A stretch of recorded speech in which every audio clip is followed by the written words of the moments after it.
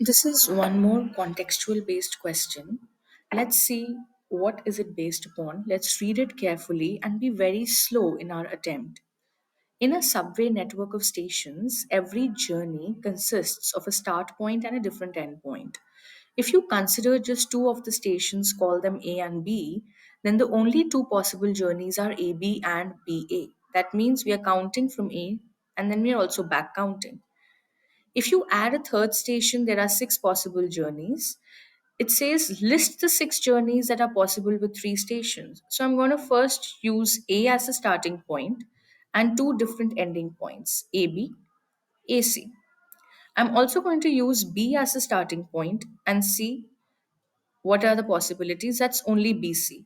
I'm going to now reverse the order because those are also the journeys which are possible. So that's BA, CA, and CB. This covers all the journeys and it also validates the six possible journeys given to us in the question. These are the listings of the first question. So we are about to generate a sequence because it says list the journeys and also tell their numbers later. So we are going to be writing that if there is just one station, of course there is no journey. So if this is the number of station, and these are the number of journeys that we are making. So if there's just one station, we can very logically say that there are zero journeys. If there are two stations, we have two possible journeys. If there were three stations, we had six possible journeys. So we are going to create a sequence somewhere. That means we are dealing with this question based on sequences. Let's go further and talk about the B part, which says list the journeys that would be possible with the four stations A, B, C, D. Of course, I can take these six stations as it is, and I just add point D to the list. So I'm just doing an addition here. From point A, I'll get AD2. From B, I'll get BD2. From C, I'll get CD2. And then now I can reverse them as DA, DB, and DC. So, in addition to my previous question, which had six possible journeys, I have added these red ones to the blue ones. That means one, two, three, four, five, six more. This means there are 12 journeys. So, write down the total number of possible journeys with the four stations. This is the answer. And I go and also write a number for myself that if there were four stations, there were 12 possibilities in the journeys. So, the question is scaffolding in itself. I move further and it says in the C part, list the journeys that would be possible with five stations A, B, C, D, E. So half the job is already done in the previous two questions. Let's just enhance and just build over the already existing routes and just add E to it. So when I add E to it, what happens is that I add one route with A, one route with B, one route with C, one route with D, and their reverses, of course. That's EA, EB, EC, and ED. So in totality, 12. Also, we have these black ones, which are 16 plus 4 more, that's 20. So if there were five stations in all, I have 20 possible journeys. So I have done the listing and I have also written down the total number of possible journeys. So we are just building upon the previous term. So there's an addition happening to the previous term. So now it says create a formula linking the number of stations on the network to the total number of journeys. That means if I have n number of stations, what would be the journeys possible? So we just have to create a formula. Now, one thing that we can realize in ourselves is that we also have to look about some key sequences. If there's anything which can connect this n to the output, we see 5 is very close to 20 and 5 fours are 20. 4 threes are 12. That means 4 times 3, 5 times 4. 3 times 2, 2 times 1, 1 times 0. Every time they are being multiplied with their predecessor. So we can say that n actually gets multiplied with its predecessor, which is n minus 1. This is by mere introspection and observation. So here I can say it's n minus 1. If somehow we fail to figure out that it is n times n minus 1, we can also use our regular way. We have to be very smart with our choices and save time. Still, we can use our regular way.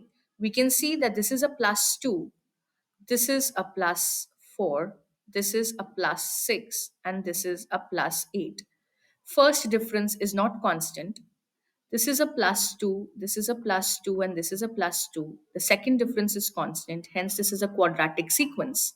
If it is a quadratic sequence, that means it is of the form an square plus bn plus c, where a is half of the second difference. So a is actually 1.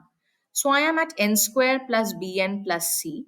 I can substitute values of n and obtain equations in b and c and also put it in my calculator. Let's try doing that too. Let's try doing that. So I'm going to use this space here itself so that we are near to the sequences. Put n as 1. If I put n as 1, I get 1 plus b plus c is equals to 0, which means b plus c is a negative 1. This is the first equation in b and c. If I put n as 2, I will get 4 plus 2b plus c. 4 plus 2b plus c is equals to the second term, which is 2, which means 2b plus c is a negative 2. You can feed these equations in your calculator and get the value of b and c. And if it's a non-calc paper, we can use elimination of equations and we can get the value of b as negative 1 and c as 0. So if we get the value of b as negative 1 and c as 0, so B was negative 1, C was 0, A was 1. So we still reach at n square minus n, which is the same as n times n minus 1. So we can generate formula mere by observation or by our regular method. It is our smartness, how do we use the time available with us and how comfortable we are with numbers. Now moving on to the next part of the question. The next part of the question says, the Metropolitano dell'ISPA, I'm going to put that also in the question here. We will just talk about the next part. The next part says, predict the total number of possible journeys if there are 55 stations. So, of course, that is very easy. If there are 55 stations, if there are 55 stations, here, let's go down. Predict if there are 55 stations. So, of course, you can put n minus 1, which means 55 times 50, and the answer that we get is 2970. And in the E part, it says, predict the number of additional possible journeys that there would be if two extra stations were built. If there were two stations, that means we have 57 stations. So journeys would be 57 times 56. And 55 times 50 were the previous journeys. So we subtract them and we get the answer as 222. This is how we are going to deal with questions based on sequences. We have to just read the question very carefully and understand how can we convert the context into numbers. That's all. Hope this video was useful.